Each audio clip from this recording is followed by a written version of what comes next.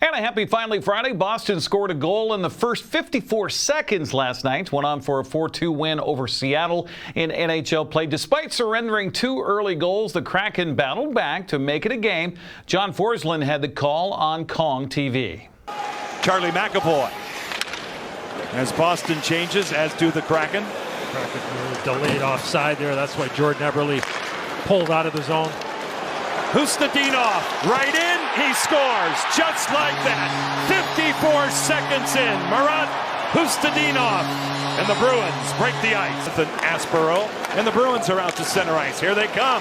Pavel Zacha on the off wing, pulls up, looks around, feeds it across. Arvidsson, off Middlestat, they score. It pinballs off Casey Middlestat, and the Bruins have a 2-0 lead. That's all you're worried right now about for the Kraken. The official word is Casey Middlestat. We'll see if they change it. Beniers caught by Swayman. Boston 18th on the kill. Stevenson will win the draw with help from Matty Beniers. Dunn slings it across. McCann tipped in. Chandler Stevenson. That's hockey, baby. What a play on the power play. And the Kraken cut the lead in half. The Kraken. Beniers pickpocketed. Kastelik scores! Mark Kastelik, who's killing penalties for the first time in his career this season, comes up with a shorty. Trying to return the favor, cut off by Zadorov. Nikita Zadorov pickpocketed by Freddie G. He'll get to it. Here's Myers with a shot. Stopped again by Swayman. And back out. The Kraken tag up. Here they come. McCann with a bee in his bonnet to the house. Caught by Swayman. Tolvanen. Kakko again. On the wall, Tolvanen, one-timer. Montour wide. Off the wall, Tolvanen. He scores! Now you see it, now you don't. It's a power play goal. Eli Tolvanen. And some jawing here after the fact. Marat Hustadinov to the slot. Pasternak. Corrali stopped by Decor. He'll scramble. Vince Dunn will rattle it deep in back of Swayman. Left in back of the goal. McAvoy gets to it. 18 seconds left. Pasternak with a yawning cage. He hits it. That'll do it. And the Kraken go to 1-2-1 through 4 of 5 straight on the road. Tonight, the Bruins defeat the Kraken 4-2. Coach Lane Lambert says the team played a good game and not to let the first few minutes fool you. The team at that timeout in the first period? That we made 2 mistakes and they capitalized on them both. But I thought we started the game fine. 2 mistakes are in the back of the net. Wasn't like I've said we've had slow starts in the past. I didn't think we started the game slow. Don't let the score fool you into thinking we started slow. What did you think of Brandon?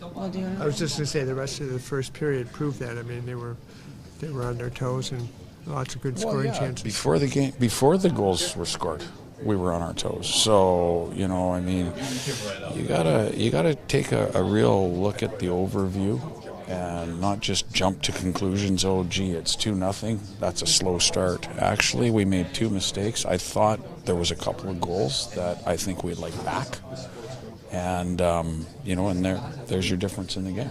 Kraken will be finishing up that 5-game road trip. They'll be on the road in Utah tomorrow, 3 o'clock on Prime Video, Kong TV, as they'll wrap up that 5-game trip. Seahawks fans read some disturbing news yesterday. The quarterback Sam Darnold was listed as questionable for Saturday's playoff game. Well, Darnold said he felt something on his left side during a passing drill in practice yesterday. Good news is that he says he'll be ready to go on Saturday. Feel good. Yeah, obviously, just in routes on air, just kind of felt a little something in my oblique. Just didn't want to push it. Wasn't the day to push it, so that was it. So just came inside, got some rehab, and feel like I'll be ready to go for Saturday. Darnold says while he and his teammates are looking forward to Saturday's matchup, they're treating it just like another step of the process, not putting too much weight on it being a playoff game against a rival. Yeah, I think for us, we're treating it, just another week, another game. That's that's how everyone, especially in that locker room, like we got such great guys in that locker room, mature, leaders at every position group. So, everyone's just ready to go, attacking the week, per usual, and getting ready to go up against a really good 49ers team. That's been rolling, and we're excited to go up against them.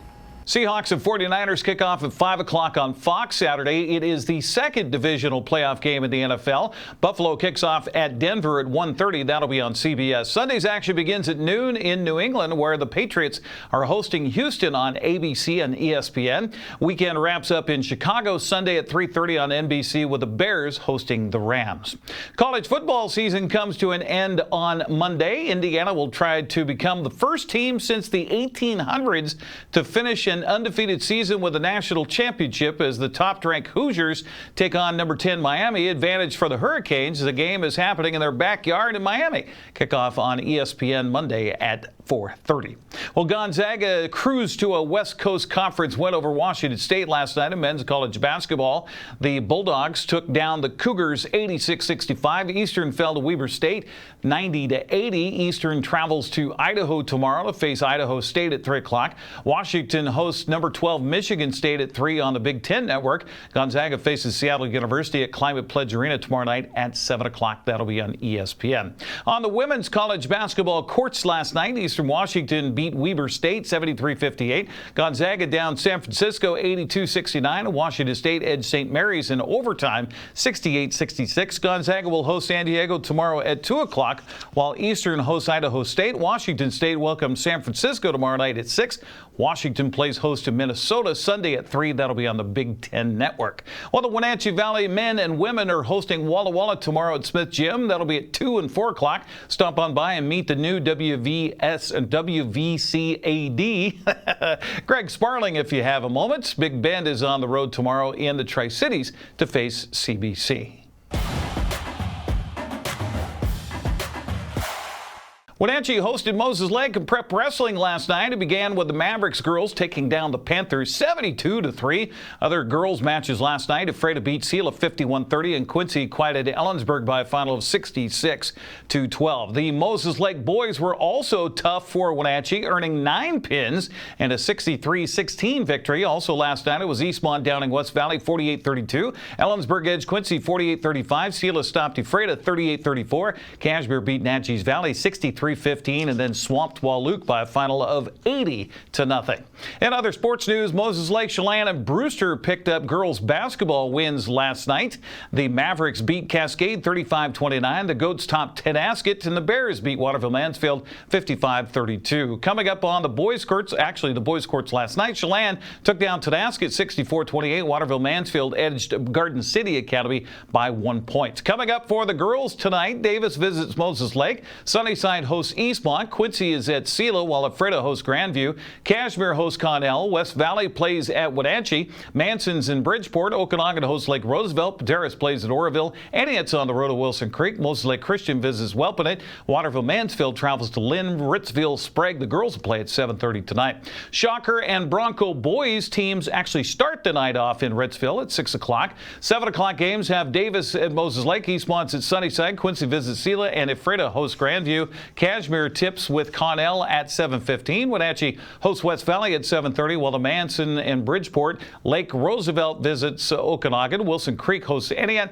and Moses Lake Christian plays at Welpinett. What's happening this weekend? Well, the girls' schedule starts tomorrow at 1:30. Quincy's at Othello. Lake Roosevelt hosts Lakeside 9 Mile Falls at 2. Omak visits Liberty Bell at 2:30. Cascade is at Nooksack Valley at 2:45. Warden hosts Okanagan at 3:30. Brewster tips at Cashmere at 3:45. Waterville Mansfield hosts Soap Lake at 4. Wenatchee plays at Eastmont at 4:30. Of course, we'll have that on the NCWLIFE channel, and Manson hosts Tenasket at 6 o'clock. Saturday boys schedule pretty much the same as the girls, except for later start times. Add Royal and Chelan to that mix at 3 o'clock at Eastmont and Wenatchee boys at Eastmont High School, live on the NCWLIFE channel tomorrow at 6 p.m. Finally, the Wenatchee Wild would love you to come out to watch some hockey at the Town Toyota Center tonight and Sunday in Western Hockey League action. Wenatchee's hosting Portland tonight at 7 o'clock. o'clock before traveling to Kamloops tomorrow night at 6.